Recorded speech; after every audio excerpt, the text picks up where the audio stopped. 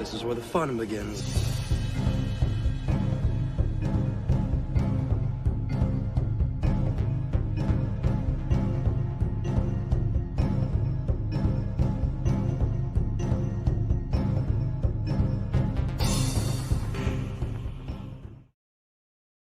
I'm telling you, this finale, it's unbelievable how tepid contemporary art seems compared to the passionate quality of this finale. So you have this like huge, like it's like romantic nature painting, apocalyptic landscape of the lava. Lucas cross-cuts the destruction of the Senate chamber, and you have the destruction of industry going on. And then after all these horrors, it is so beautiful. I'm saying, oh my God, nothing in the last 30 years in any of the arts has been produced as emotionally compelling and significant as the finale of Revenge of the Sith. Are you sure? So be it.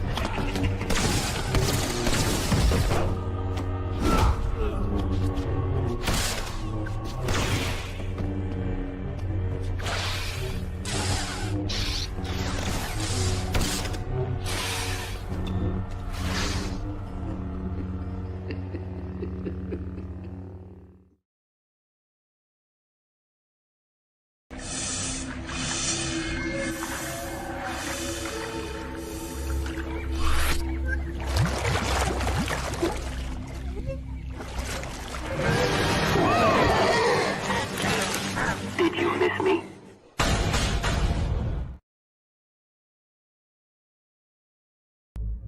Caf. Lots of it. For me and for the ready room. I have a feeling this mission is not one we can fly in our sleep.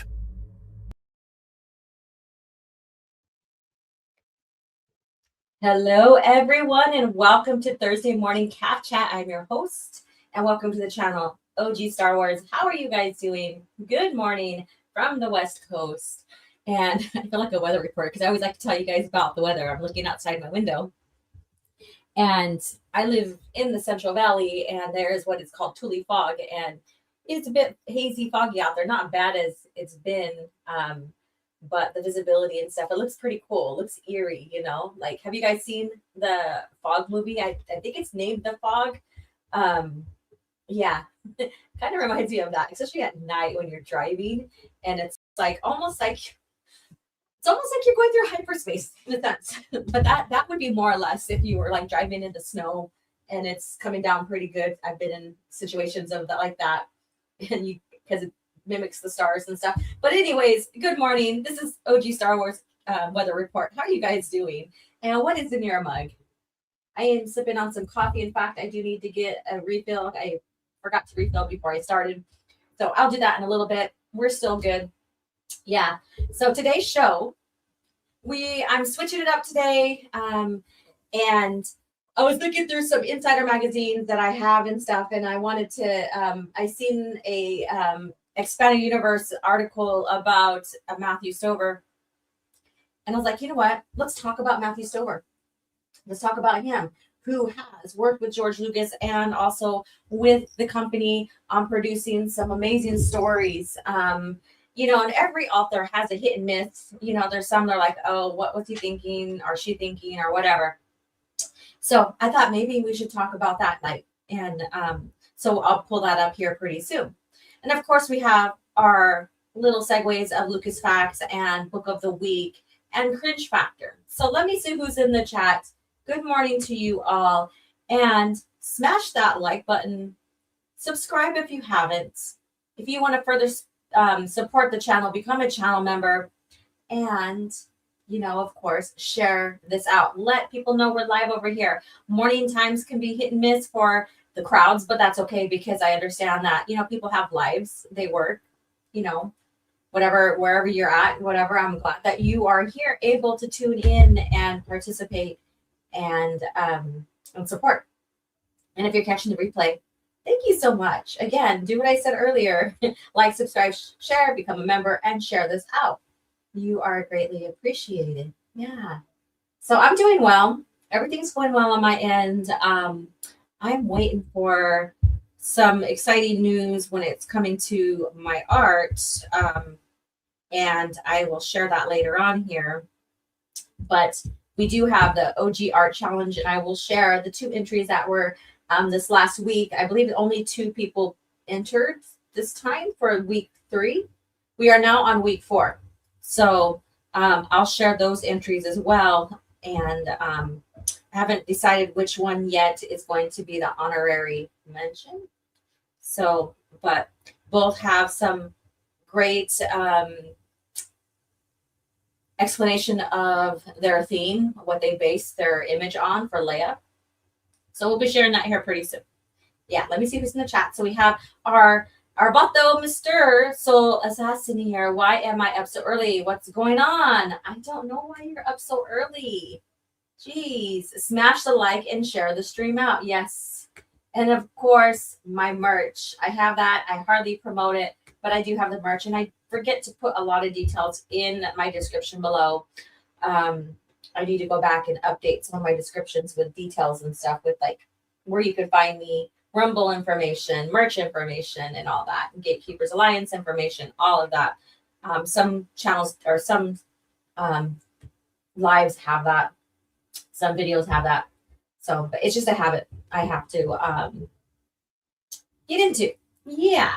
By reading this comment, you agree to review Alphabet Squadron OG. No, it doesn't. And you can't make me. I have my own free will, dude. You can't make me. Follow OG on Twitter. Yes, follow me on Twitter. And we also have Scran here. Welcome, folks. Grab your cap and get ready to knead out. Knead out. Knead out. Okay. Is that a Scottish slang? I don't know. Knead out. You mean nerd out. I love it. I love typos. I could be the queen of typos. I admit it. And I've learned to accept that shit. But when I do write my articles for like Native Food Magazine and stuff like that, of course, there's an editor who basically helps. Like all magazines have editors that go and review and then make suggestions or whatever. So I'm covered on that part. Yeah. So, but I have my mistakes, so I can laugh at that too. I can laugh at myself, and it's always good to have fun and laugh even at yourself in circumstances. Laughter, basically, you could say, is medicine. Like, you can get a bunch of friends, be sarcastic, tease each other, laugh it out, have fun. That's some fun shit right there. And Josh is here. Hey, everyone. How's it going? It is going well. It is going well. And you, I hope everything is going well for you. Conrado from the Philippines is here. Happy Scissor Fisting. Oh, my goodness. That's hilarious. Revenge, if the Sith is a masterpiece. Revenge of the Sith. I know what you said.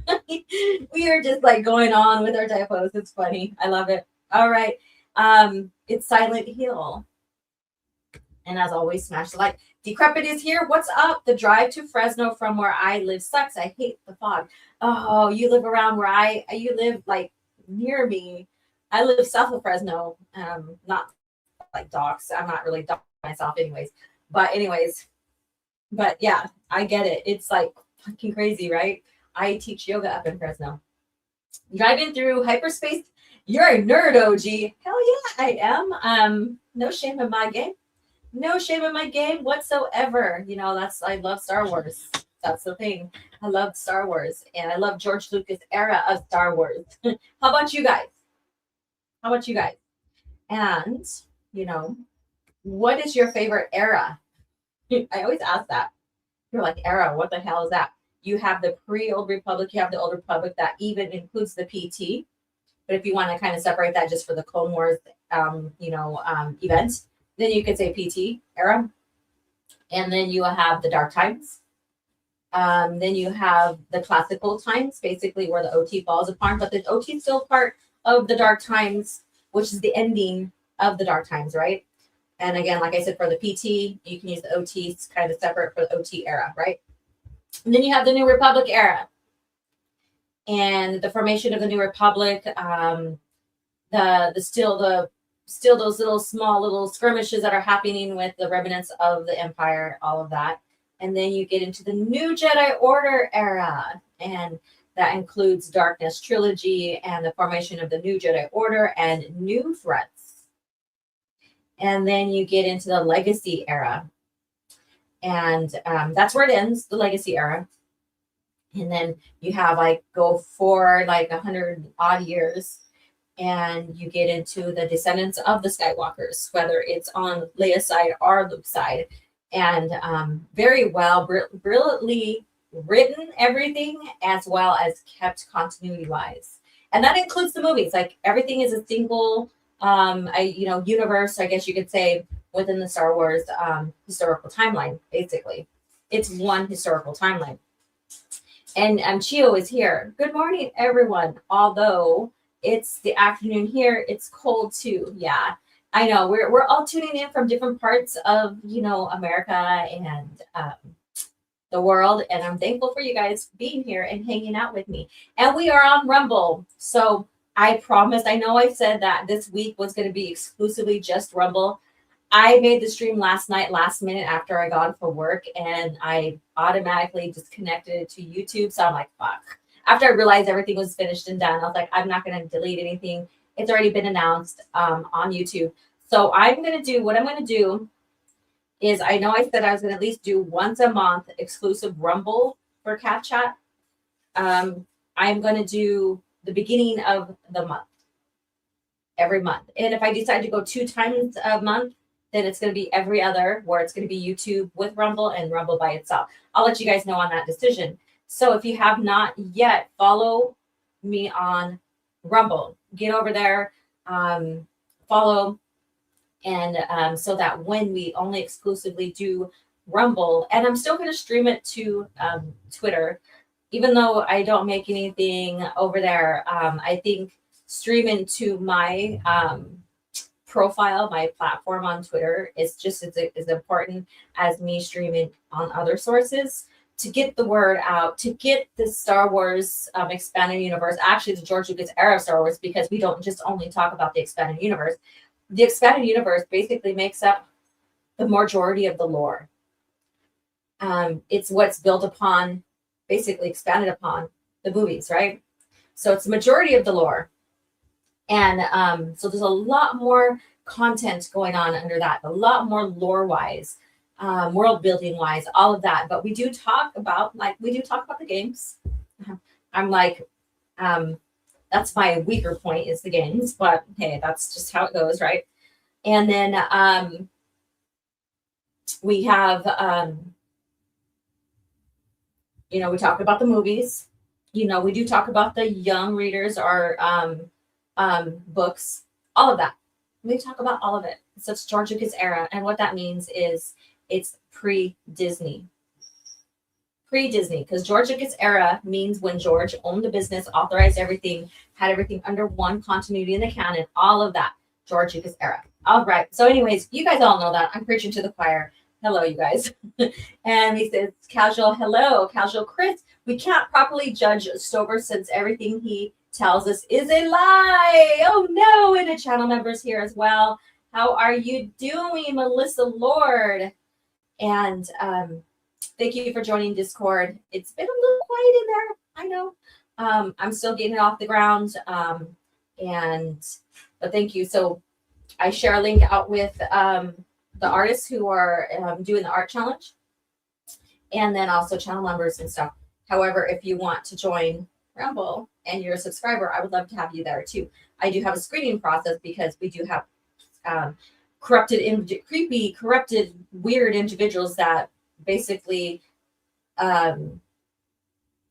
like to try to damage people's reputations and hurt people, stalk people by going on and spying on in Discord. Sorry, I'm in Discord this whole time, and take information and stuff like that. It's fucking weird.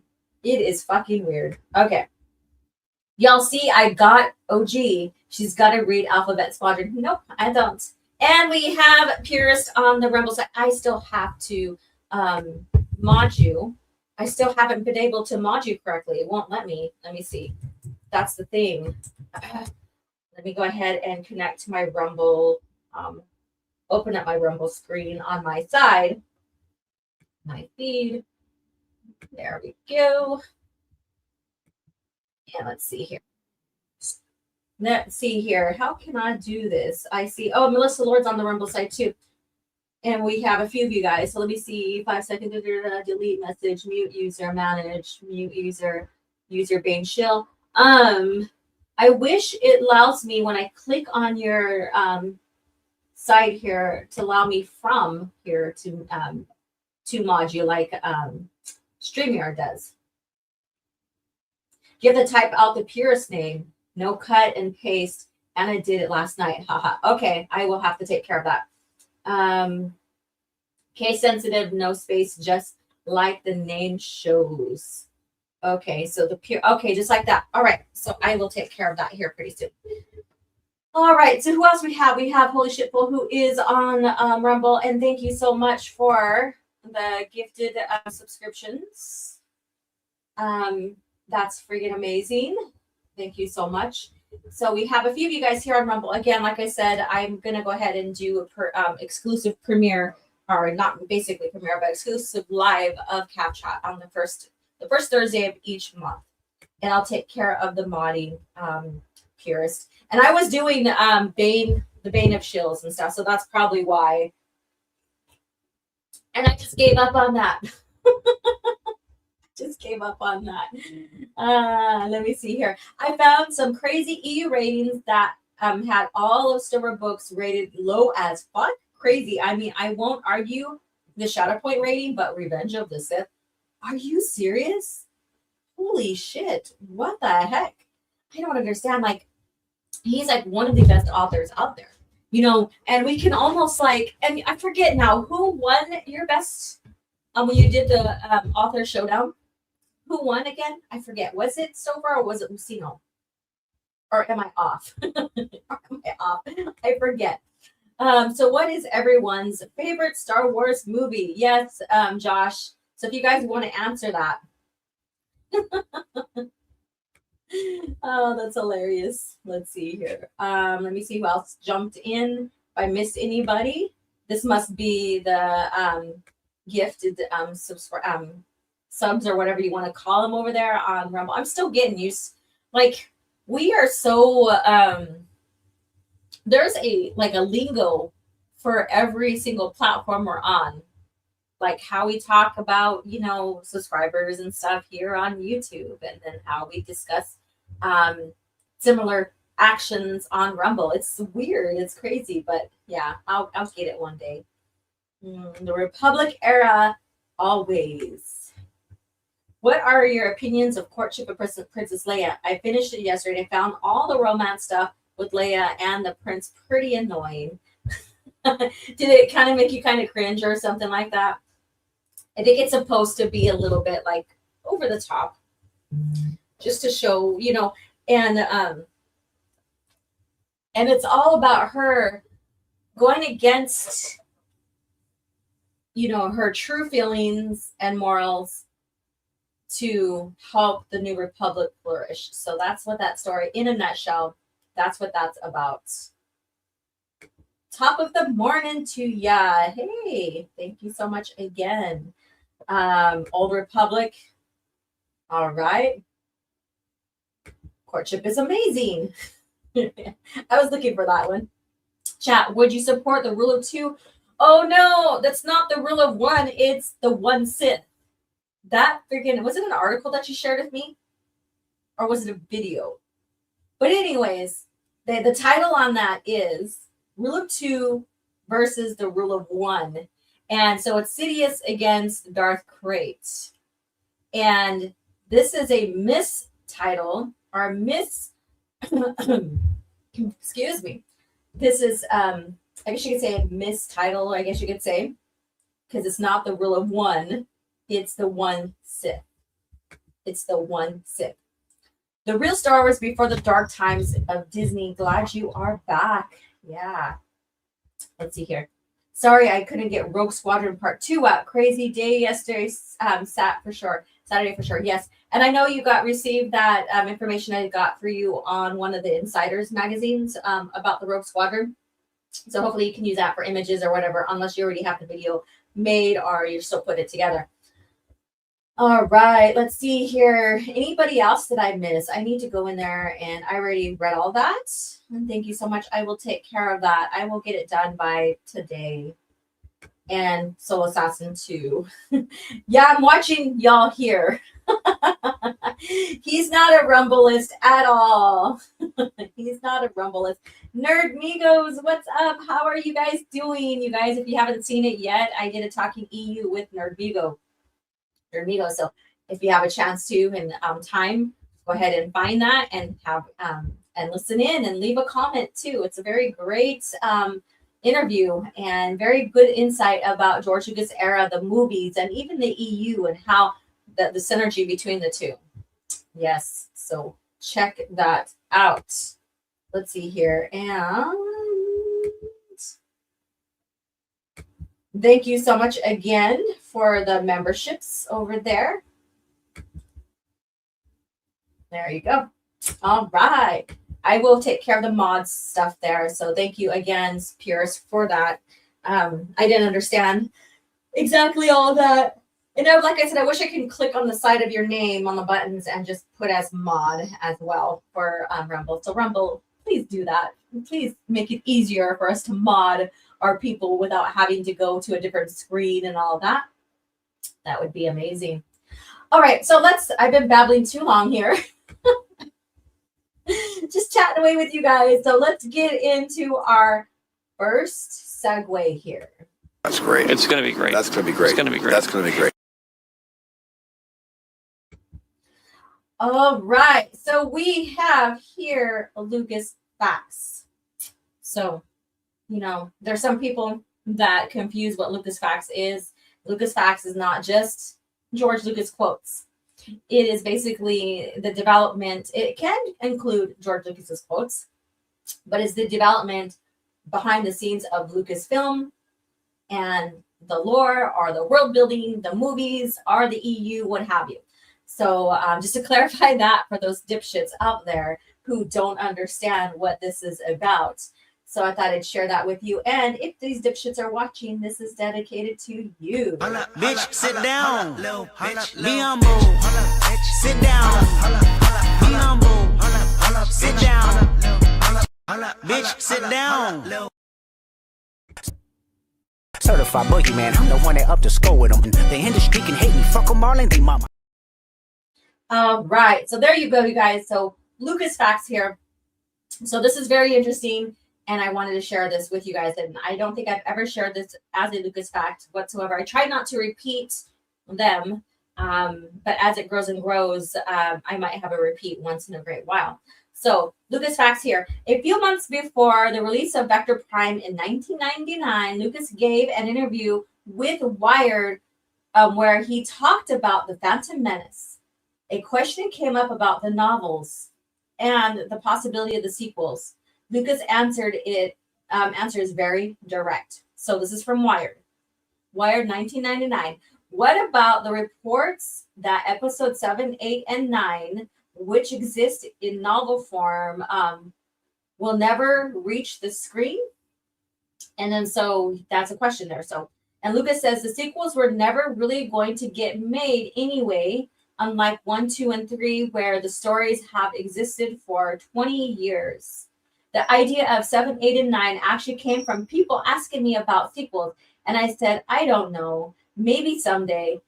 Then when the licensing people came and asked, can we do novels? I said, do sequels, because I'll probably never do sequels. Was the mindset Lucas had during the creation of the New Jedi Order, that the novels were to be used for sequel content while he was focused on the prequels. The New Jedi Order was a big project, big enough to warrant Lucas' involvement and his lifting of the ban on stories more than 20 years after the Battle of Yavin. He had a similar rule for the Clone Wars era before the prequels as well. So there you go, you guys. So this was very interesting. So I thought I'd share this Lucas facts here about the EU. Let's see here. And anybody else that joined on, Lucas Gerson, if I didn't say hello, how are you doing? I think Sidious would have defeated Crate with little struggle. Okay, cool. What do you guys think? Sidious versus Darth Crate. Just type this in here. Darth Sidious versus Darth Crate. Now, mind you, by the time we get to Sidious in the Rule of Two time frame, he started teetering. He started like moving away from the Rule of Two in a sense. So he wasn't as dedicated to the Rule of Two as like predecessors before him. But that's just that'll be an interesting topic to talk about in the future. And what it is for Sith going forward after Darth Sidious, and then the lost tribe of the Sith, which don't do the Rule of Two whatsoever because they were so secluded away and basically stranded on a planet. So there you go. So we can get into that. That's another interesting topic for another time. Sound like some crazy idiot character on one of those Disney sequel trilogies, right? Casual Chris says, well, there was an in-depth video of this. I didn't know if it was valid. Apparently, Crate wins. Okay. All right. So what do you guys think about this Lucas fact here? A lot of you guys know this already. It's something that has been a secret, not has been. Geez, English, Alora, hasn't been a secret when it came to the development of the EU during that time frame. We also know that George Lucas banned people from producing lore content, world building, where the prequels would occur, and so because he wanted to open up that area. And that is one circumstantial, I wouldn't even say circumstantial, that is one evidence, one of the many that share how the EU is canon, and how he said basically no one can produce in this time frame because he wanted to be the one. If the EU was not canon, that wouldn't have mattered, right? That wouldn't have mattered. And we know that Timothy Zahn did take some exceptions to that, and which kind of screwed up some continuity within the Thrawn trilogy. But it's not bad. It's not bad. The basic timeline, like dates and stuff, is slightly off, but it's off like within 5 years. So not bad, no. Not bad at all. And then once George Lucas opened up the timeline of the prequel trilogies, he started working with the authors on novels that, are sequels and prequels to the movies. So I thought it was very interesting, just looking at the whole development history, which is another topic we need to talk about, you guys, here, is the development of the EU pertaining to the prequel trilogy. The EU wasn't canon. That's why nobody created that timeline period, right? They banned world building in fan films as well, correct? So even people who were just doing fan films, and George was a huge fan of creative, everybody coming in and doing their fan renditions of Star Wars and stuff like that. But George put guidelines and stuff like that for them as well when it came to where he's going to open up and stuff. Does that make it canon? No, it doesn't. But George was very particular about him opening up areas of the EU, or not the EU, of the movies, and keeping it open for him before anybody else writes or creates in that timeline.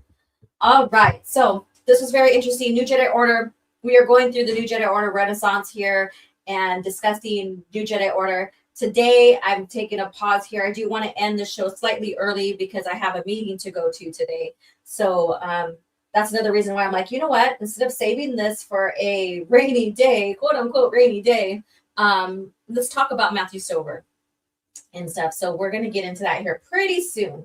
And then, of course, I do have Cringe Factor still on the list of discussions. So we'll get into that. And it's not going to take long for that. It's just going to be something to laugh at. So I don't know. This Cringe Factor might just make you just laugh at the shenanigans at Lucasfilm these days. The EU wasn't canon. Oh, I read that one. Let's see here. I'm gonna move those treasure troves of stories, and you can make them into great movies. I don't know why George would want the EU to be G canon. I thought the EU was not his Star Wars. And let's see, I really don't understand, why do anti-EU people need all those arguments besides the main one, which is that that on every product it says Lucasfilm, all rights reserved, in discussion. Yep. You know, they always refer back to the licensing, Lucas licensing, right? But within that division of Lucasfilm, you have Lucas Books, which is separate from the merchandising, right? And even when movies are sent out to be played on different channels, networks, basically, there's a licensing contract behind that, right? When they go to theaters, there's a licensing contract behind that. There's always that. So the movies are subjected to the Lucas licensing as well when it's being distributed, right? And so we also have Lucas Arts, another division. And there's also licensing contracts with that once a game is being created and shipped out to various different, merch, like stores and stuff like that, game merch stores. So we have that. So, but my point is that using, it's just part of merch, and George Lucas only wanted to make money off it, and that's all he cared about. Wow. He cared about making money off the movies too. So does that make them insignificant? So that talk there of using, the licensing and only making money off it, and that's all why he only cared about it. It falls short because he's got a business. Everything that is made under Lucasfilm, including the movies, is to make money. Okay, so with that being said, we are talking about Lucas Books. So let's go ahead and get into our next segue here. Now, where is it? Here it is.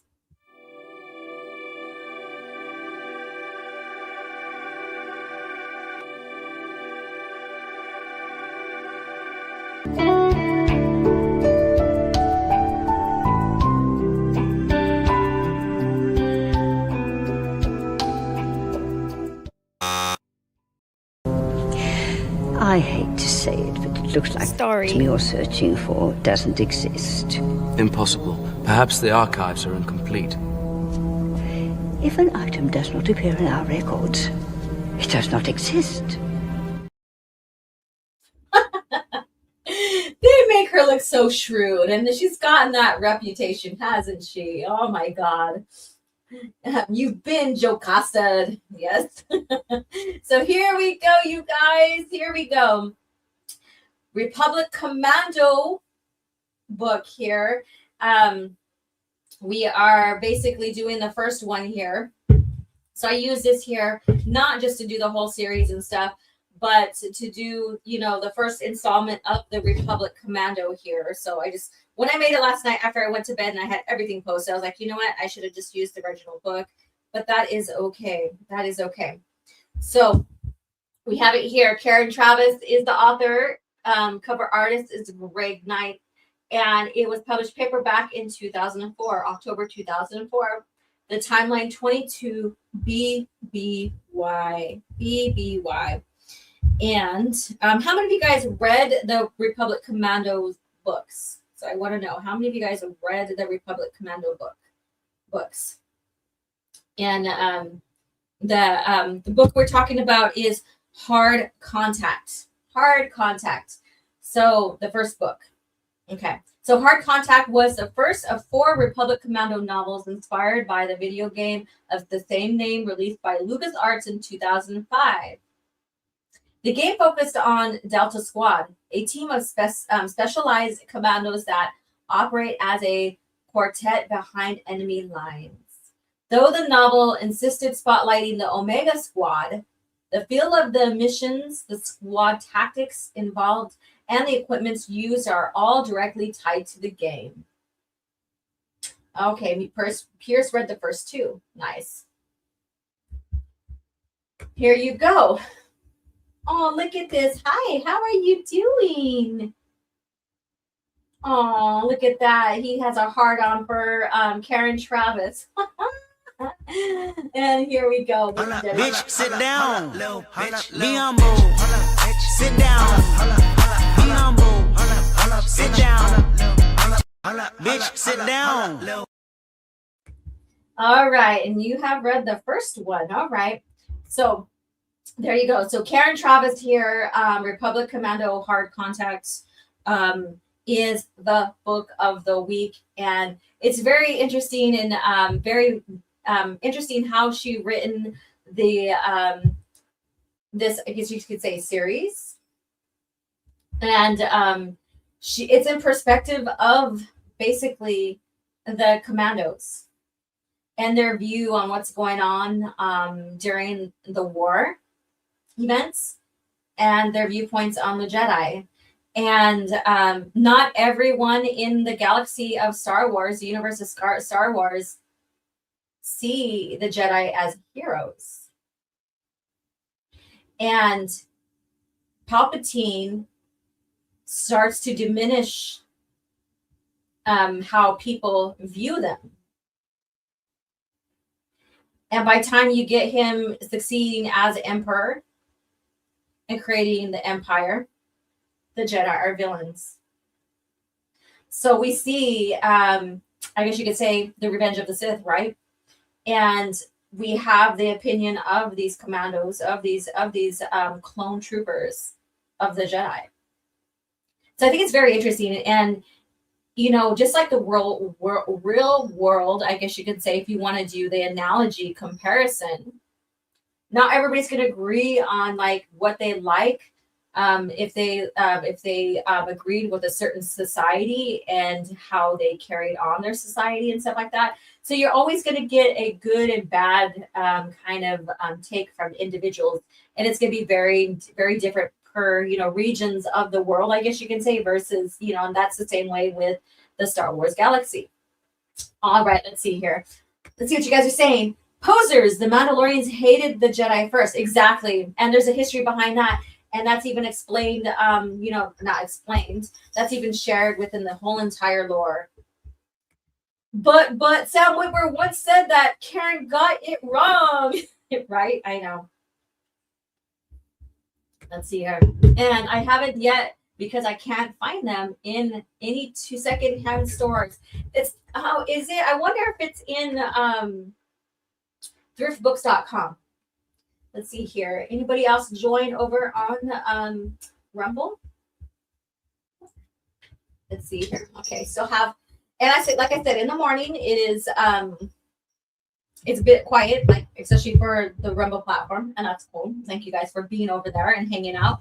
I think I'm gonna do when I do Cantina nights, I think I'm gonna go and stream over just there. We'll see. So I'm making these little shift and decisions to grow Rumble as well as keep my YouTube as long as I can and keep growing that.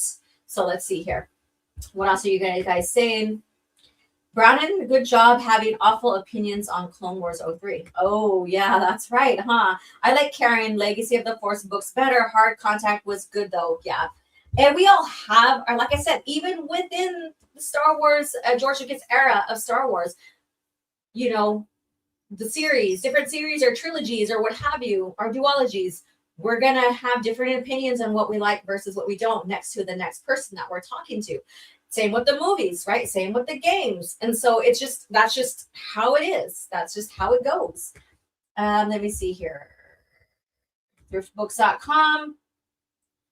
All right. So you did find them. Okay, cool. Hopefully they're not the Legends label one. Like I said, purchase Legends label if that's the only thing you can find in the book. Republic Commando was great. Justice for Sev. Yes. And Sam jobbed more. And all right, so this is your book of the week. This will be, I think, I did set these to be scheduled both here on YouTube and Twitter. So, but I'm thinking I might have missed one of them for YouTube. I'm not sure. I'll go back and then I'll post if I have where I haven't posted, like Discord, I will go ahead and post these on Discord because they don't have a scheduled post option for that, which I think it kind of sucks. But so stay tuned for that. These will be posted there. All right. So with that being said, let's go ahead and see. Let me go ahead and pull the slide up. I am going to fill up my coffee cup. I need more coffee. So I'm going to play a video and we're going to get into Matthew Stover. Let's see. What do I want? First of all, do I have it here on my channel? Oh my God, I don't. What the fuck?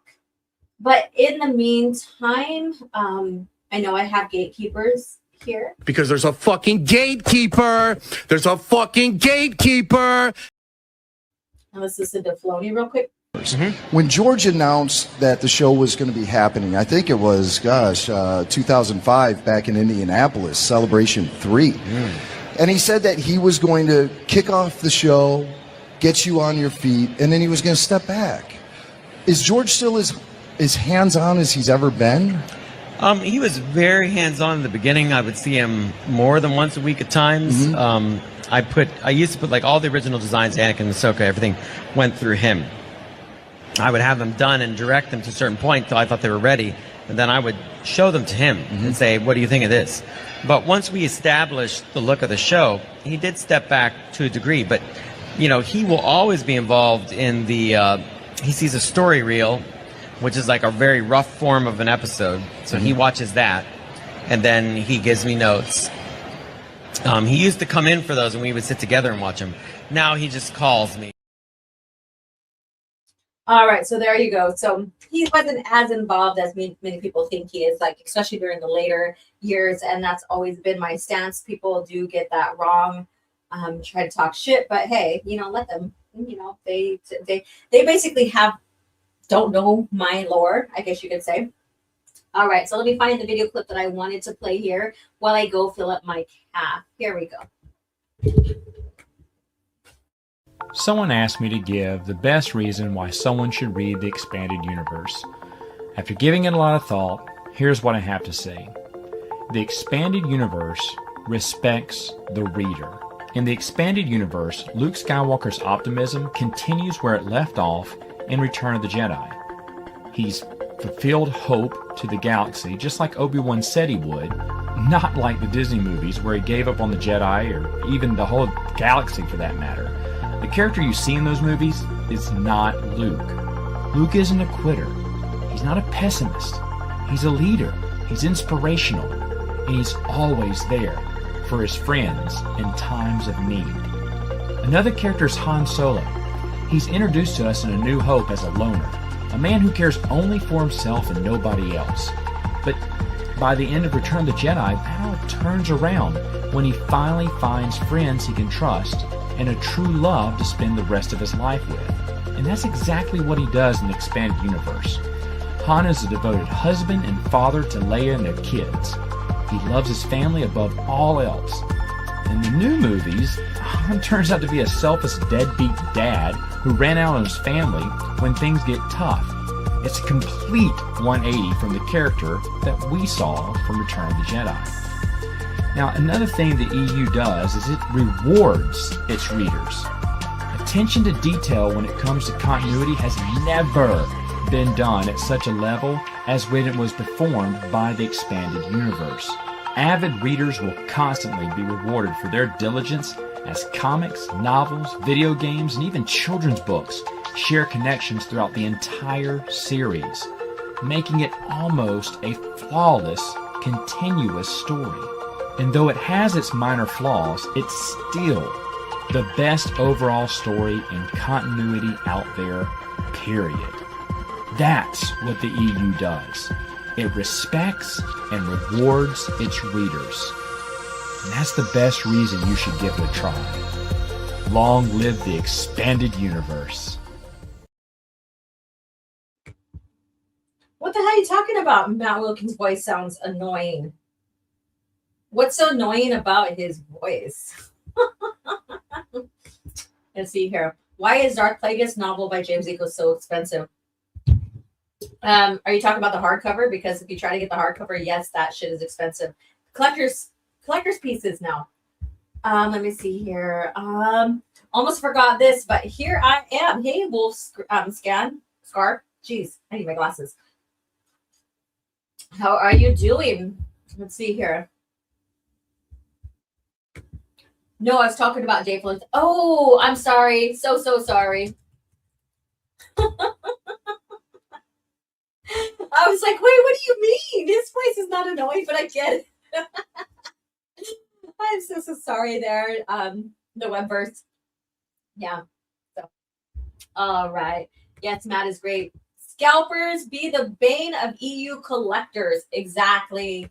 So that is something that now they are a collector's item, and so you're gonna get them in there, hiking up the prices because people are trying to collect these books without the legend label, and I commend people for that.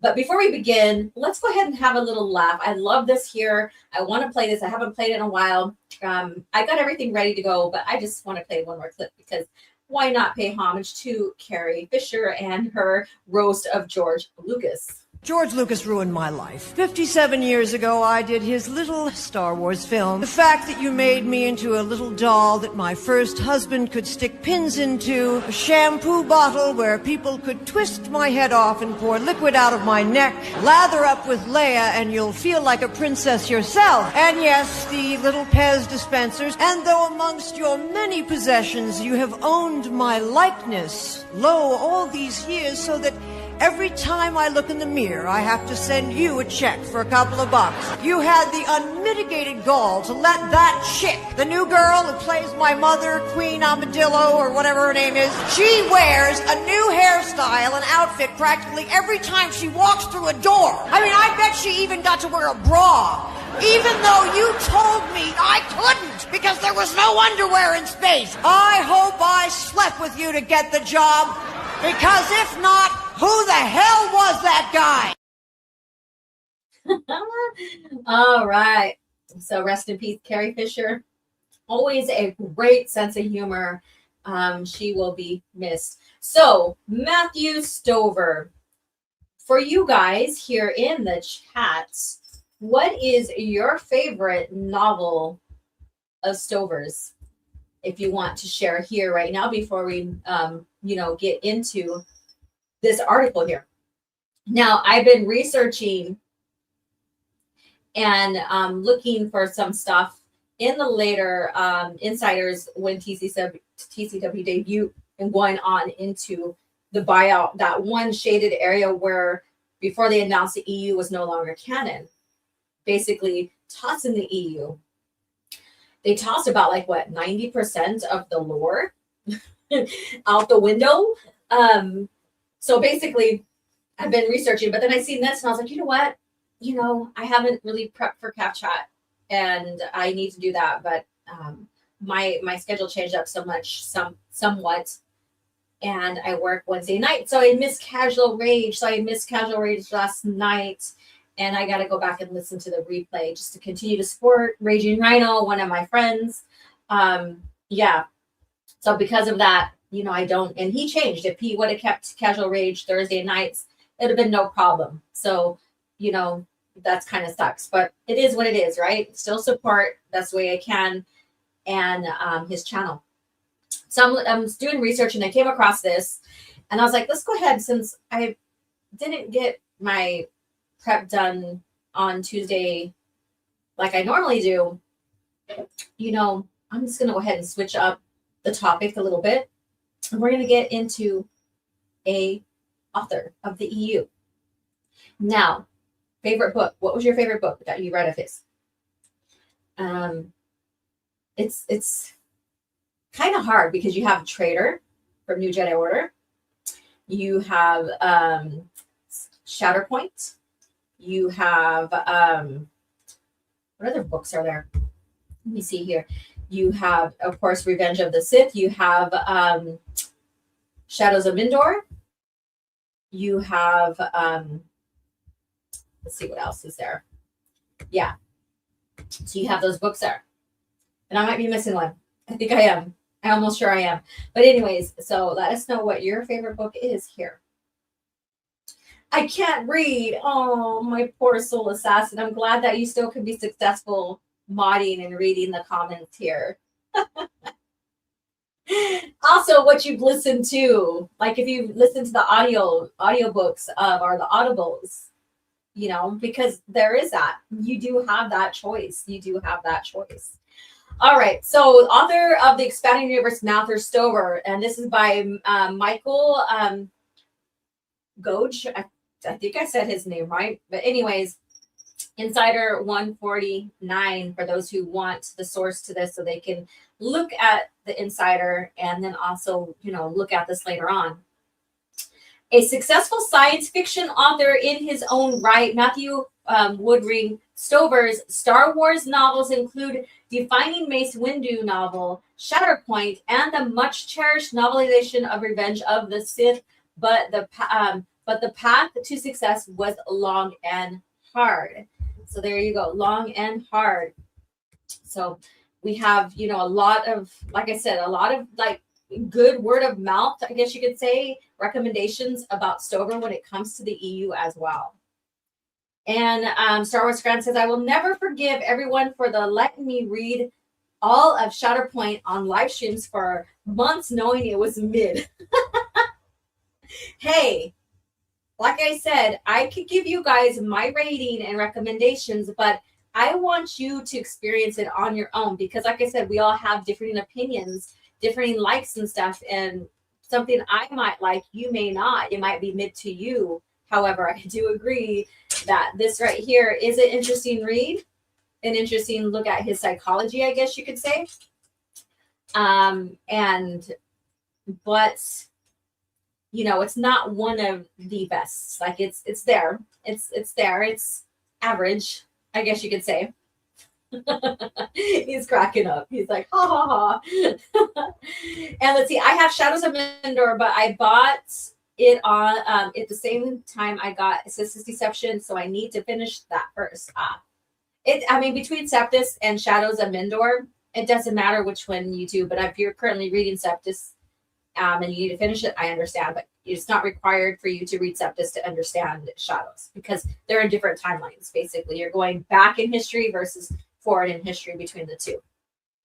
You definitely need to get the guys together and do an EU tier listing, OG. Yes, I know, and Curious has his, basically he's been keeping record accounts on collecting this data, basically. And maybe if you go on and just talk in general, because sometimes you'll find, like I have changed my mind on one. I think I upped like half points, like 0.5 on one of them or so, since the last time we talked about one of the books in the New Jedi Order. And yeah, so it'll be interesting to sit and talk. Scrad will always remember, #purist is always right. Casual Chris is here, the original Chris. Let's see here. And fine, I'll be basic and say the Revenge of the Sith novel, it was hard to choose though. In some form or another, I liked them all to a degree. Yeah, there you go. And Shadows of Mindor, I really liked that one because we got to see it. It was a character that was introduced earlier in the world building lore of Star Wars. And we got to see him and these characters that were from the Clone Wars era, you know, talk and describe to Luke about Anakin. So that was very interesting to read. And so I recommend that if you're interested in the historical dialogue with what Luke discovers about his father and also about other characters that maybe you don't really know much about or haven't really seen or just know of and what's going on during that timeline. Trader is peak, bruh. All right, yeah, I said it right. And then Cannibal the Dragon. Hello, how are you doing? I know you've been here before. I don't think I said hello, though. All right, let's go ahead and get back to this article here.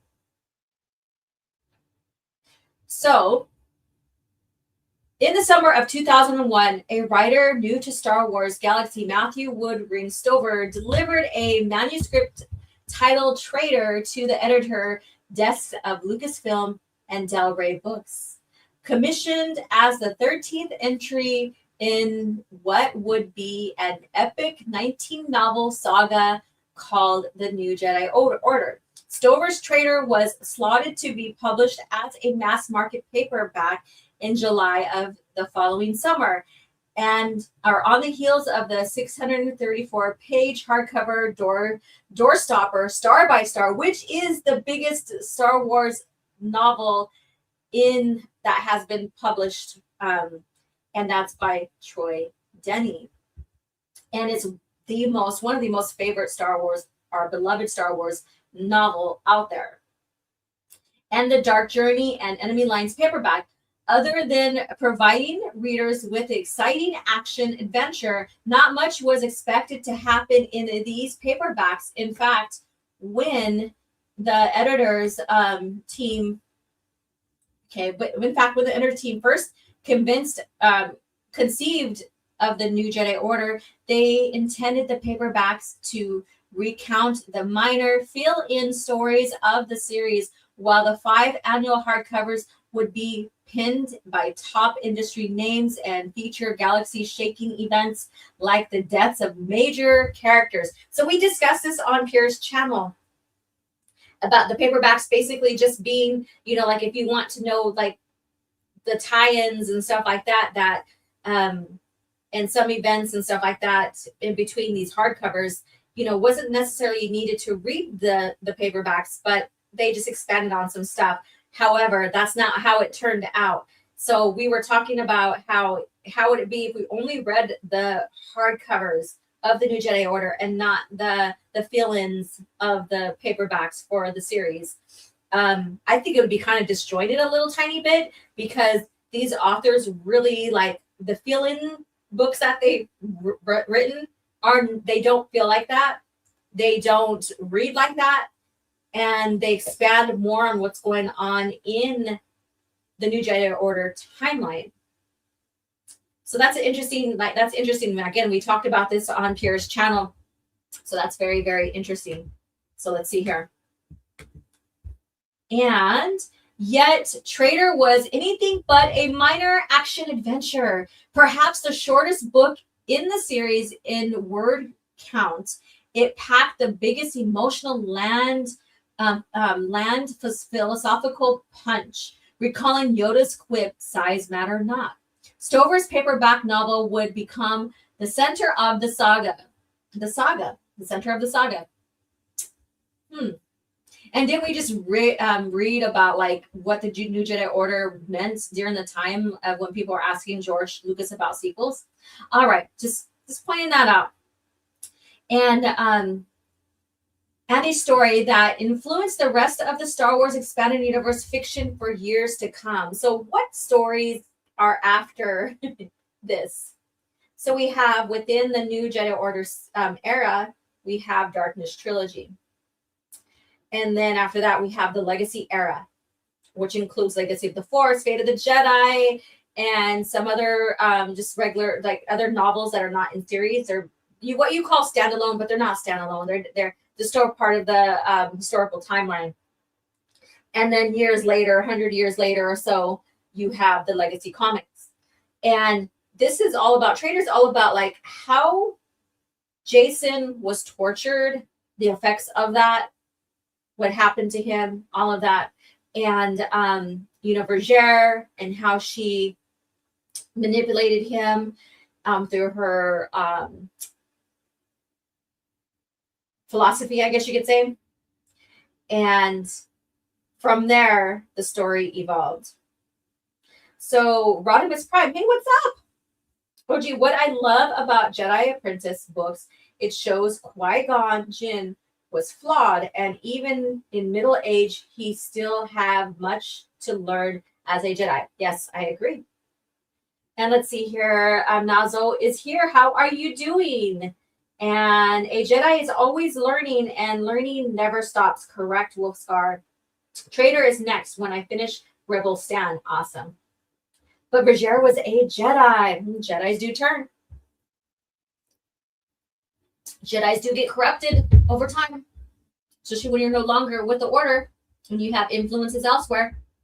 That all gets into that. So small town, big imagination. Though his work is often tackle themes of suffering and ultra-violent, Stover's childhood was anything but, as he grew up in a calm, peaceful suburbia. The youngest of 4 children, Matthew Woodring Stover, Woodring, and Angelica-sized French family name, was born in 1962 in York, Pennsylvania, a few miles from Gettysburg. Until he was 3, his family moved around quite a bit, finally settling in the small town of Danville, Illinois. There, his father worked as a mechanical engineer doing HVAC design, and his mother taught rhetoric at her community college. Church was where Stover's love for words originated, but it was the church program rather than the religious rituals that fascinated the young Stover. He would circle words in the program he didn't understand, and during breaks in the service, his mother would sketch definitions to keep her son happy and quiet. Interesting there. Hey there, Mystic Troll. How are you doing? I'm just glad you are here and on Rumble. How are you doing? And so he loved words. He wanted to learn about words, what they meant and all that. And just imagine, going to church, being entertained by a mother, by researching words and stuff like that, just to keep you sane. I've been, I sat through church and as a young child, and it can get quite boring. Let's see here. Stover's oldest brother, Tom, possessed a huge library of science fiction novels at home, and it was from there that Stover's education in the genre began. He read his brother's favorite, the hard science-oriented stories like Larry Nevin and Robert Heinlein, then gradually moved on to more experimental and fantastical fare by the likes of Fritz Leiber and Roger Zelazny and Stephen R. Donaldson, 3 authors who had tremendous impact on the burgeoning novelists. Danielson's Chronicles of Thomas Covenant showed Stover that fantasy could be written for grown-ups and deal with adult themes and conflicts. Roger Zelazny, I probably said that wrong. I'm sorry. I should have said that right. But anyways, on the other hand, impressed Stover with how he engineered his fantasy worlds through prose, making his science as poetic as magic and his magic as... Let me go ahead and switch that over. Let me see here.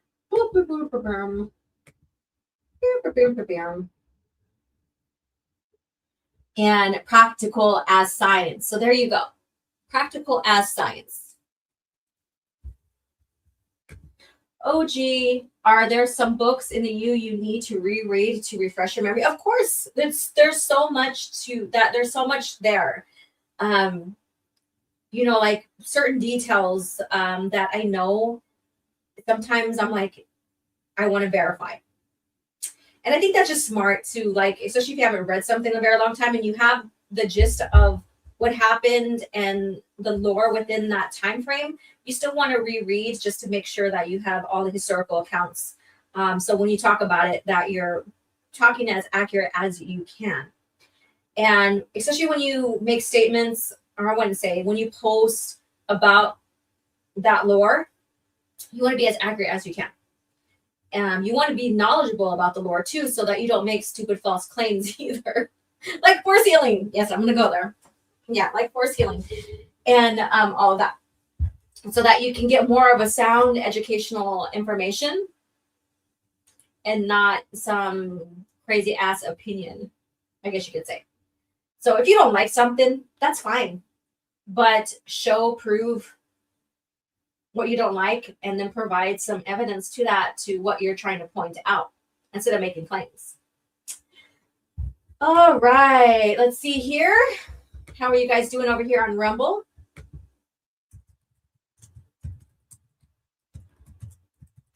You guys are amazing. I love that we have people on Rumble and on YouTube. You guys are all amazing. You guys are all fucking amazing. All right, so let's get back to this. Like I said, I want to end this in a shorter amount of time than I normally have Caf Chat. So let's get into the mythology as truth. Close reading of Homer's Iliad and Odyssey led Stover to the real life story of Heinrich Schliemann. I probably said that wrong. There we go. I'm on the wrong side. There we go. And gave him the seed for his first novel, Iron Dawn, set during the Bronze Age. It was a 19th century German archaeologist who found what hundreds of others had searched for since the Renaissance, the legendary city of Troy. So basically, that's his little bit of his bibliography, I guess you could say. And let's see here. And his quote here, I like this. I was listening to Alec Guinness talk about the Jedi, and something in me said, well, this is true. So just imagine listening to Alec Guinness about the Jedi and stuff like that, and agreeing, and that was pretty cool. Let me see here. And do you want to skip ahead? Let me read a little bit more here, and then we'll skip ahead. He was the first guy in 500 years to wonder if Homer might have been reporting history in addition to telling a story. This made a huge impression on me, Stover says. The underlying premise of Iron Dawn and its sequel, Jericho Moon, is that, like the Iliad, many of the foundational culture myths of all the civilizations of Earth have a basis in fact, at least metaphorical facts. And, so he goes down the line, same as George Lucas, with looking into, mythology, anthropology, all of that, to make these stories, which goes into Joseph Campbell. And not connected to anyone in the book trade, Stover sent Iron Dawn out to a number of publishers. I was one of the last of the slush of pile guys, he remembers, referring to the days when authors could submit their manuscripts without having an agent. Though the novel wasn't immediately published, an editor's recommendation got Stover an agent who later sold the book to Rock. Soon Stover wasn't waiting for audition callback. He was hard at work on Jericho Moon and Heroes Die, a story he had conceived nearly 20 years earlier after viewing Star Wars. All right, not just a movie. Stover saw Star Wars the weekend it opened in Danville in 1977. To this day, he vividly recalls the scene when Obi-Wan gives Luke his father's lightsaber, set to the quiet romantic strains of John Williams music. As quote unquote, as I was watching this, I didn't feel. I knew that despite the fact that this was just a movie, despite the fact that it was made by George Lucas, a guy who I didn't know really much about, except that I'd seen American Graffiti and thought it was really cool. And despite the fact there was Alec Guinness, who I'd seen in dozens of movies at least, talking to some other guy who I knew was an actor, I was listening to him talking about the Jedi, and something in me said, wow, this is true. I never was under the delusion that by true, what I felt was true meant factual. It means that there was something about it that rang a bell I didn't even know was inside my head. And I guarantee it's that same bell that rang for so many people. So just he's recounting his first experience with Star Wars in 1977. And I know some of us, like me, I was born, during that year. I'm sharing my age now. So I grew up with the OT, but later on, I didn't get a chance to see the first movie in the theaters. So it was very interesting. So where were you guys at? Were you guys born during that time, or when was the first time you seen Star Wars, now called A New Hope? Stover returned to the cinema many times that summer and subsequent ones when Star Wars was re-released. One such screening in 1979 inspired Heroes Die, the first novel in a tetralogy that Stover considers his magnum opus. The Acts of Cain. There's this moment in the movie where Han and Chewie are supervised by a dozen stormtroopers, and Han starts firing, drops a couple of them and shouts and charges, and the stormtroopers break and run. It's funny as hell, Stover says. I was thinking he also just killed these guys. We're laughing, but he just killed 3 guys. The scene made Stover question the nature of violence in relation to entertainment. I thought, what if this wasn't just a movie? What if the hero that you're cheering for is killing real people who really die? How does that make you feel? He asked. It was Star Wars that got me thinking about that, about how we react to violence is largely mediated by the format of the violence presented to us. It's one thing to watch a shootout on TV show. It's another thing to watch a shootout on the news. And you could kind of say this kind of goes into today, what's going on in today's climate. Not here to talk about politics, but that's just where my mind went to reading this. And let's see here. My first view of the special editions is 1996, 1997 as a kid. And I'm jumping the border between YouTube and Rumble. Come at me. Oh my God. Listen to that. I love that joke. Oh my God. He's jumping borders.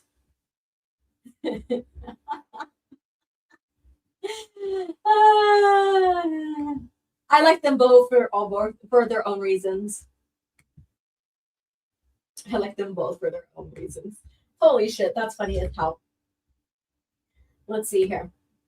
All right, so we're going to get into this, and then we're going to get into Cringe Factor. So let's go ahead and finish this up.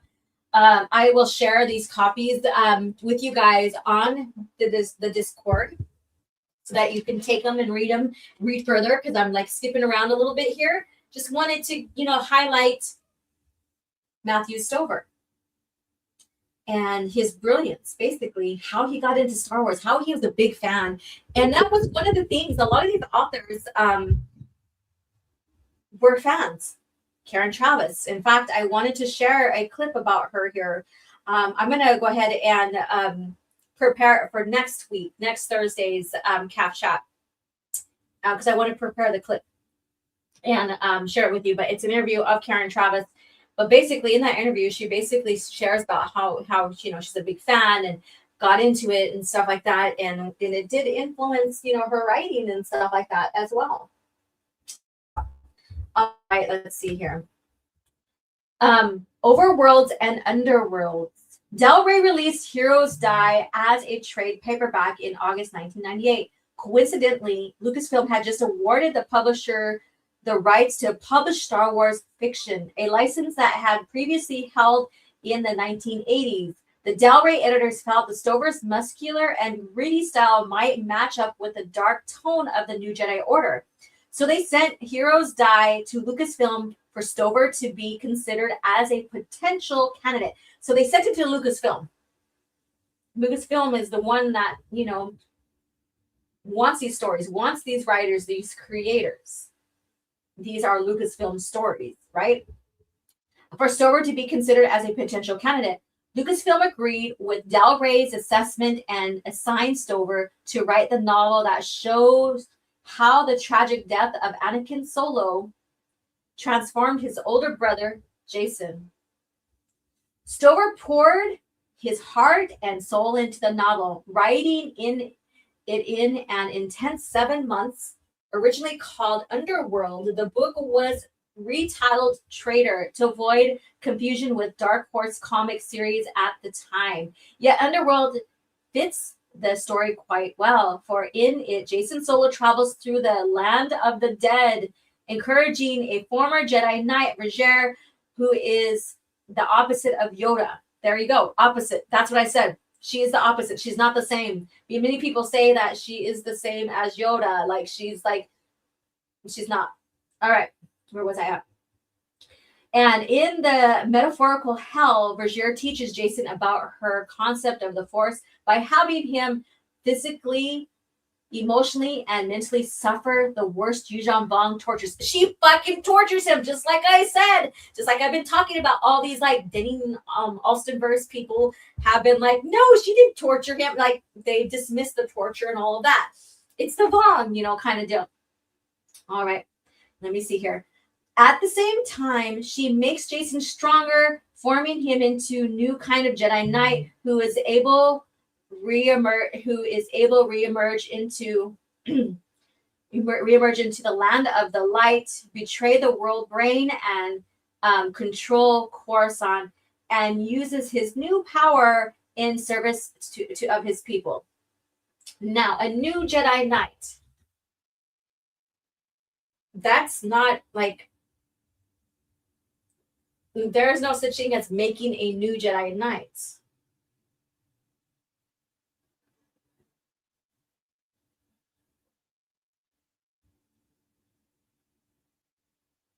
And even through him, even after Traitor, he never became a new style of Jedi Knights.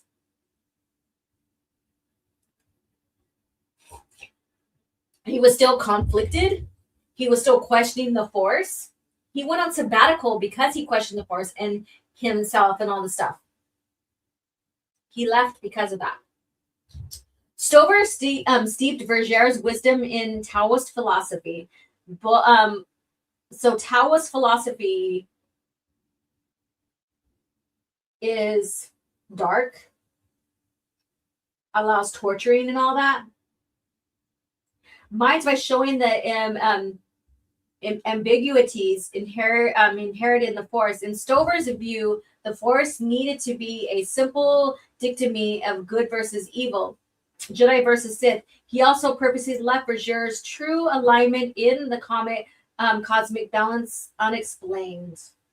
He left it very vague, leaving her very vague as a character. You never see inside Vergier's head in the book, Stover says. You only see what other people think as they interact with her. Correct. And that's exactly what Stover was talking about.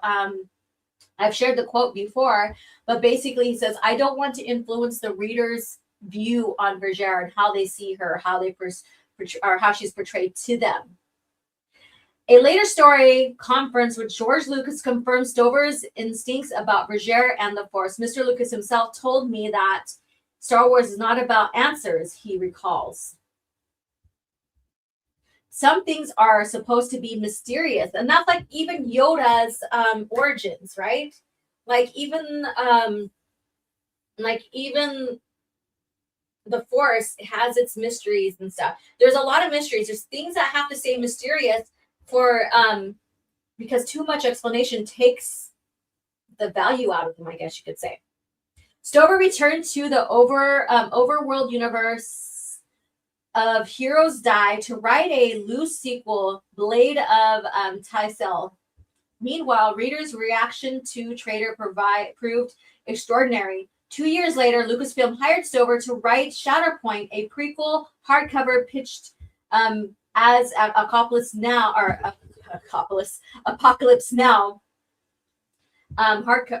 now with Mace Windu. And in 2004, Stover received an unexpected phone call from editor Shelley Shapiro of Del Rey she asked him if he was interested in writing the novelization of Revenge of the Sith. I may have actually fainted for a little bit after that. I don't really recall, Stover says. Getting that phone call was one of the biggest things that could ever happen to me. Left ambiguous, therefore, the later authors had an open sandbox for the direction of her character, whether your headcanon matches or not. I agree. Even in Unifying Force, he still struggles between the chaos of attack and healing.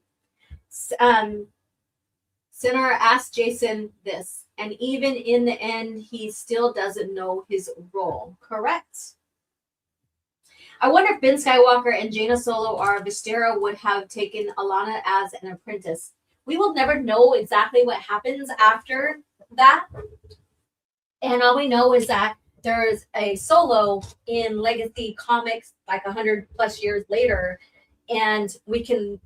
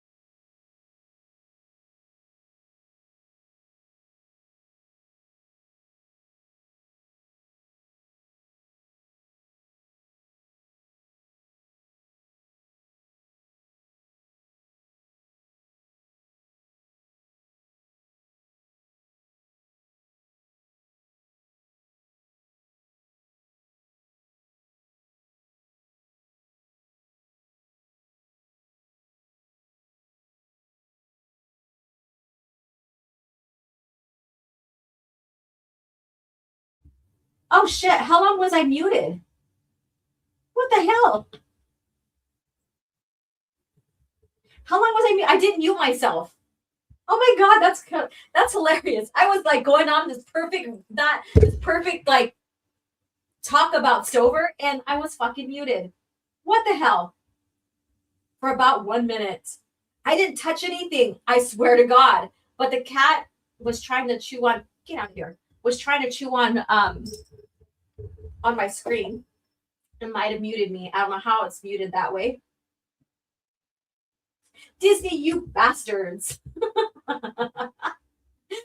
I don't know exactly where I left off at. So anyways, like I'm gonna go back. If I said this already, you're gonna hear it twice. But Stover basically was Stover worked with George Lucas, especially on Revenge of the Sith novelization. And that goes also with he also helped Lucino with taking in questions for Lucas to answer about Labyrinth of Evil and including Dark Lord Rise of Darth Vader, which turned out to be a trilogy together through Lucasfilm as well. But my point that I was talking about is that during the PT era, once it was open for authors, George Lucas did work with authors to create these novels to be in continuity within the canon to the movies. And we also have like, scenes from the EU within the movies as well. So I thought that was very interesting. And just like I mentioned earlier, that the PT era, was open. When it was opened, George did work alongside these authors as much as he could, considering that he was making the prequel trilogy. And we have Lucasfilm employees that helped with that synergy of creation of the lore, the world building, all of that. And, we have other authors that created during that time that also had talked with and met with George Lucas on their novels as well. So I just wanted to point that out. Stover, a big fan, got to meet with George Lucas to create these because of his success of the New Jedi Order installment Traitor.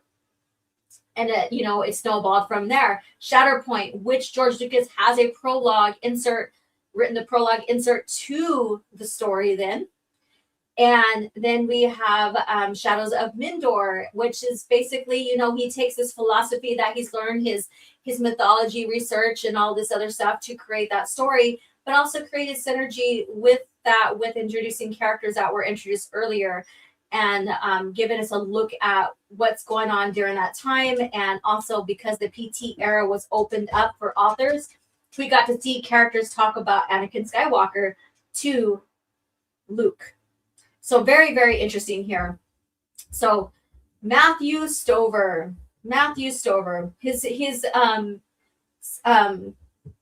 select by bibliography: Star Wars novel Traitor 2020 or 2002, Shatterpoint 2003, Revenge of the Sith 2005, and Luke Skywalker and the Shadows of Mindor 2008, all under Del Rey. And then, of course, you have it here, his other books that he's written here in his little bibliography on this page. Let's see here. I think we got it all. Let me go ahead. I did switch it over. This is what I'm talking about over here on the corner in the black. It's his select bibliography. So like I said, I will share this with you guys so you can read the whole article in depth to get an idea of his creative philosophy, how he got started, all of that. And yeah, so let's go ahead and do our move on to Cringe Factor so that we can end here and I can get ready for the meeting and stuff. All right, what do I want to play? Let's go ahead and listen to, where's that? Let's go ahead and listen to this. Jedi is something that came a little later. When we started building Jedis, we had a lot of Jedis, and we needed more and more Jedis. As we were doing them toward the end, we ended up with a lot of Jedis that looked like people that worked at ILM, with these short little haircuts and looked like they stepped out from behind a computer. And so I was saying we have to get more exotic Jedis, and so we only have so much resources to do these things with, but I do have Twi'leks because we use them quite a bit in other areas in the Senate and as background action. So I have a sort of a wardrobe and a setup of certain kinds of characters. So it was a way of reinventing some of those characters. And I had realized that we had a comic book that has a Twi'lek in it that is a Jedi. There's a whole series actually of her. And I said, well, why don't we put her in this? I mean, she's a comic character, but we'll just fit her in and have her be a background character because that's exotic. That's how the Twi'lek Jedi ended up in the backgrounds of these shots, was to try to use some of the work and effort that the guys in the comic book world had put into things and characters they had created. All right, the comic book world. And George acknowledged the EU. He acknowledged the EU. He even has an image. There's even an image, like he has it, but there's an image of him in his office, and he's got one of the source books with him there. So it's very interesting with that. So going into our Cringe Factor. So this is going to be short and sweet. I guess you can say not that long. So uncivilized. So uncivilized. Let me go ahead and make the screen a little bigger. There we go. Star Wars is officially rewriting the Rise of Skywalker. What do you guys think about that? We always get this, like, depending on the rumor mill that's going on, like Favreau and Filoni, Civil War with Kennedy, and how like people switch sides and stuff like that throughout the 10 years. Like, how many times did Filoni side with Kennedy or Favreau sided with this person or that person? I couldn't even keep track anymore, really, right? So now we have these two co-chair presidents here, and many people think, oh, well, they're going to retcon or decanonize or whatever you want to call it, the Disney trilogy, this Disney sequel trilogy. And this I find funny because they're saying officially rewriting the Rise of Skywalker, the Rise of Palpatine. So what about the other two? What about the other two? I find this funny, and this is more or less probably from someone who is pro The Last Jedi. That's all I can think about. Pro The Last Jedi. All right, how many times does George say Jedis in that one clip? I don't know. Next time we'll count, okay? Next time I want you guys to count. The quote, Tommy Lee Jones from The Fugitive about the rewrite, I don't care, right? I don't care. I don't care. And so this is by Louis Glazebrook. We have featured his article before. 7 years after its release, Star Wars is officially rewriting, or Disney Star Wars is rewriting The Rise of Skywalker. The Rise of Skywalker is the most recent movie in the Star Wars timeline. That said, upcoming Star Wars movies are looking beyond it. Looking beyond it doesn't mean it's rewriting it. Especially if it's in a timeline that's after. Be it Sean Levy's Starfighter or a new trilogy in development by Simon Kinberg. What do you guys think about that? For Lucasfilm, this movie will hopefully allow the franchise to move beyond the Rise of Skywalker. Okay, only the Rise of Skywalker?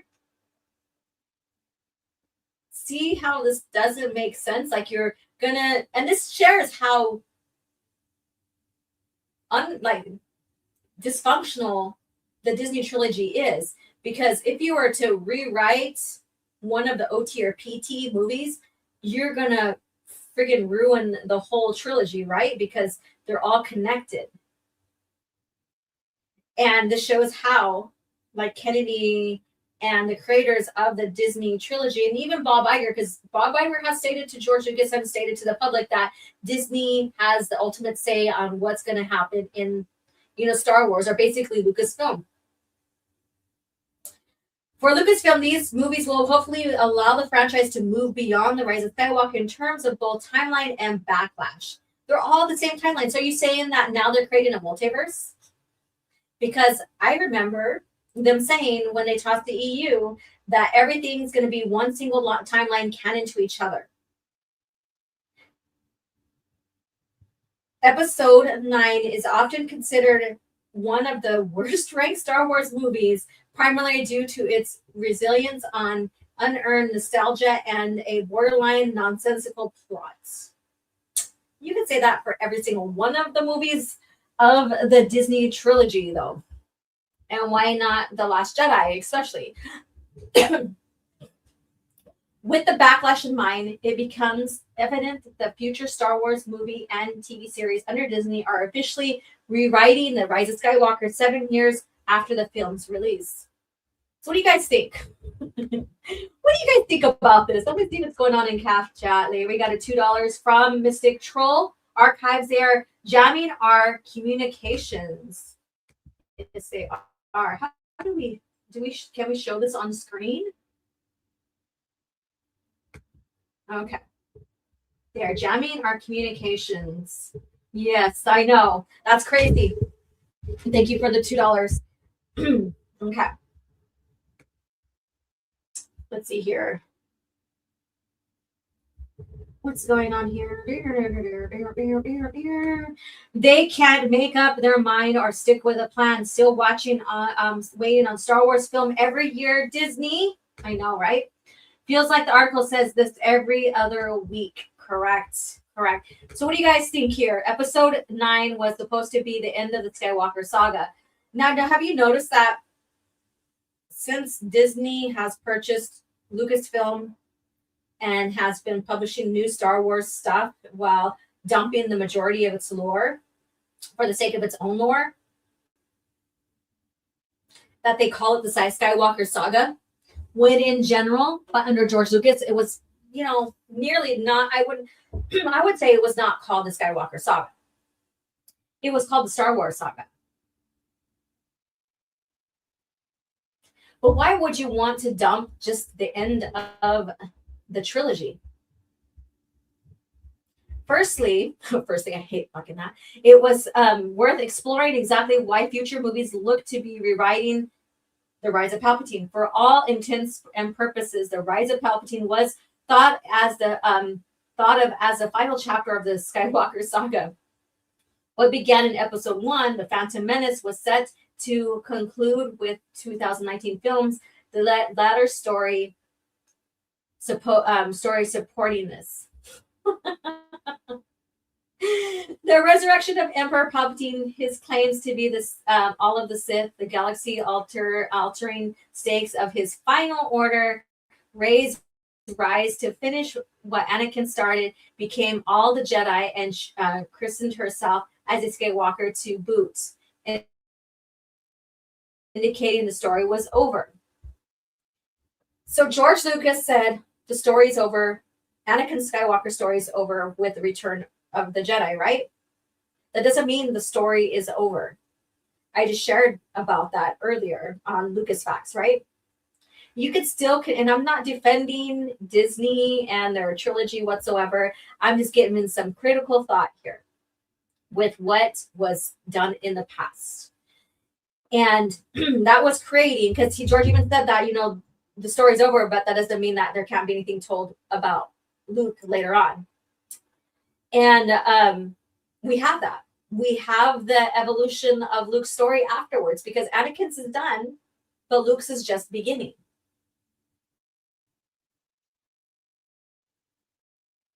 Now, can you apply this here? Definitely. And you know what? I want to see the Rey movie come out because I want to see how much they ruin their lore even more.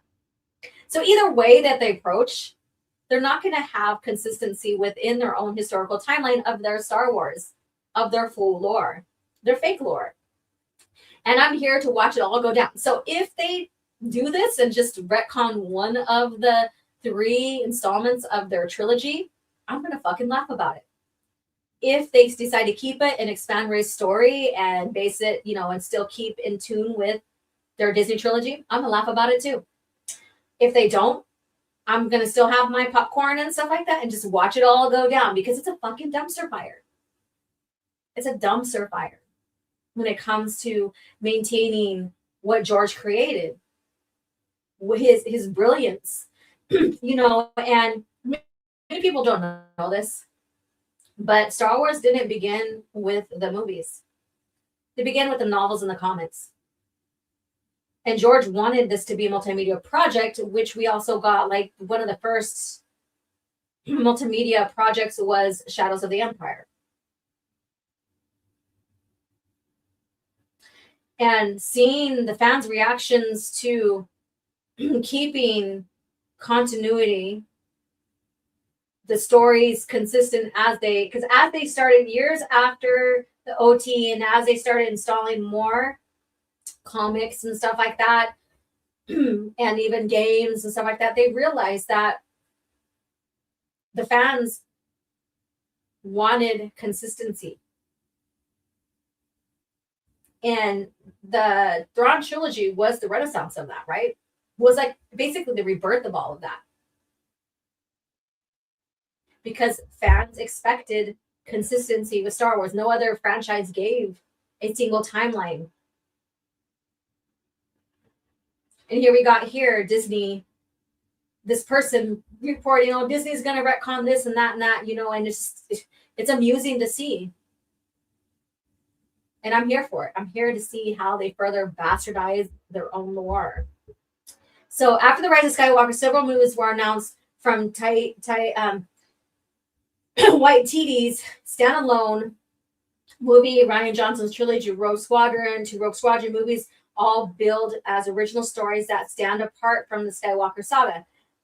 You know what? They even say that about the shows, but they are still, continuity-wise, you can see the continuity. If you've done your research and know about these shows, they're all tied into basically, quote unquote, the Skywalker saga. So I just wanted to come through this and just talk about this real quick as a Cringe Factor article. Is it cringe? Yeah. Is it funny as hell? Hell yeah. Hell yeah. All right, so I'm gonna leave it here. So what do you guys think? Just another BS day in Disney Star Wars. That's all I say. That's all I say. That's all. Let me see here. Lucas era definitely listened to the fans. Fans kept them on their feet with the characters and stories. Correct. All right, you guys, we're going to close out here because I got to finish getting myself ready and stuff like that and clean out my car a little bit. And from traveling back and forth to work and stuff, it's that time, you know, we always got to keep our stuff clean and decent and you know, and all of that. So we got to take care of that too. And little things here and there before the meeting. So you guys, next, this is already, we're already coming up on February for sure. Next Thursday, Caf Chat exclusively on Rumble every first Thursday of the month. And I shall see you there. All right. So I might, this weekend, I will be at a powwow. So, but I think next Saturday, I think I want to do a Cantina Nights. And we're going to talk about lore and some Disney Star Wars news. So stay. Oh, the art challenge. Oh, shit. Thank you so much. I do have that. I do have that ready to go. Well, most of it. Thank you, Scram. Let me see here. OG art challenge. All right. I will make the honorary mentions here later on, not here on live, but I'm going to share them here now. I only had 2 entries. Let me see, where's that? There we go. And one I'm going to share that was shared elsewhere, but the file was too big for them to download on Discord. So let me share that. Let me remove this. Oh my God, my voice. Hello. Hello there. Okay, share screen. And which one is it? That's not it. That's not it. Why is it not showing? Here we go. All right. Let me see if you guys can see it. Oh, I have to share. There we go. So here's one. And Faithful Media. If y'all are wondering why new videos are slow, blah, blah, blah. So he's going over his dynamics of his channel. Just telling that he's in my art challenge. This image here depicts Leia Organa Solo pregnant in her final trimester with Anakin Solo, using the Force to answer a call from the Senate while he kicks her belly in excitement. Alongside 2 of them is Winter. Let me see here. So this is Anakin Solo.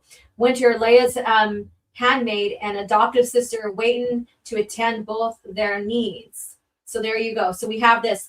And hers is about the story about Leia. The theme about Leia is going from, you know, the masculine structures, I guess you can say, of being a leadership and stuff, to really softening into herself as a you know, as a lover, fighting relationships and all that other stuff.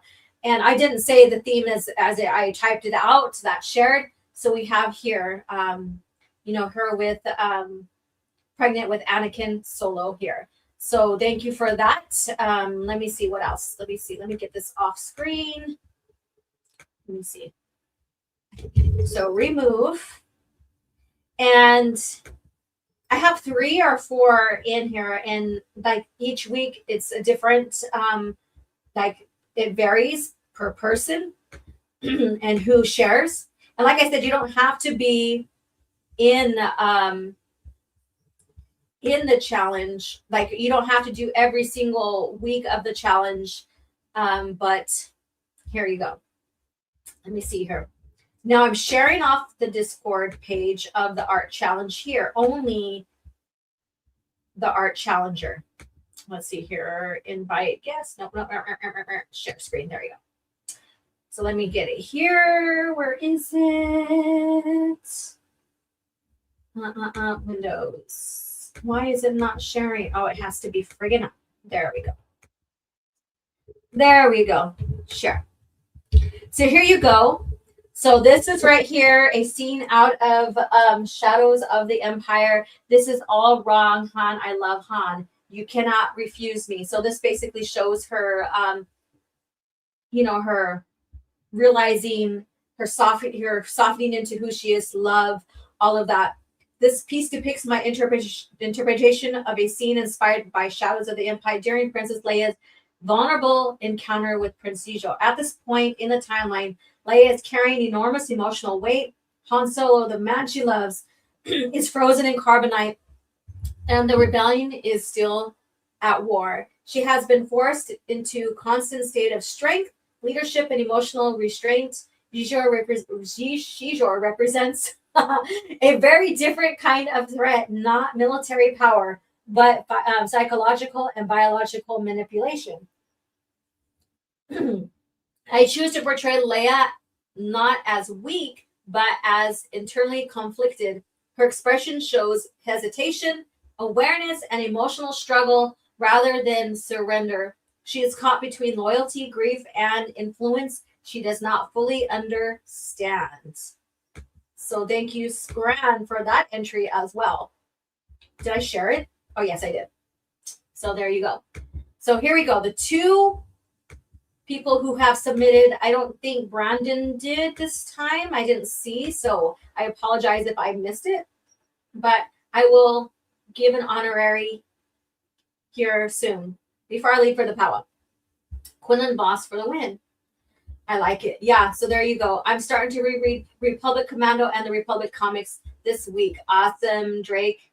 All right, you guys, this is the end. Thank you guys so much for contributing to the OG Art Challenge. We are on week 4, and this is the theme and character is Jaina Solo, her as the Sword of the Jedi. So whatever that means, how you interpret that, it can be something you've seen from reading, I guess you could say. It could be something you see like in your mind's eye and what that means for her as a Jedi and her future. And I shared that interpretation. So the video is here on YouTube, not on Rumble. I keep on forgetting to post Rumbles, but that's okay. And so take a look out for that.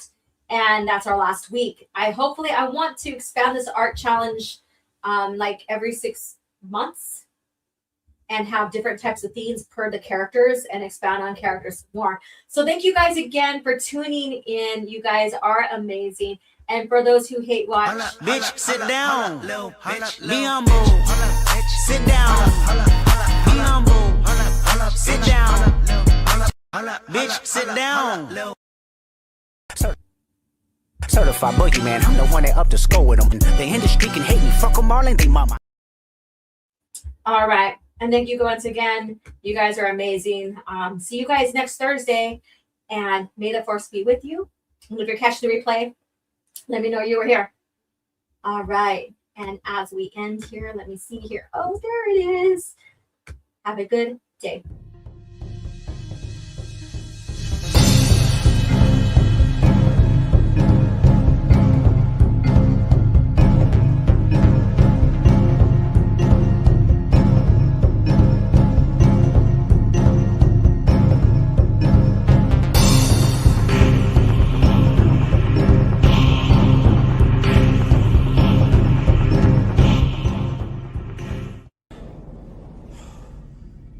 Another happy landing.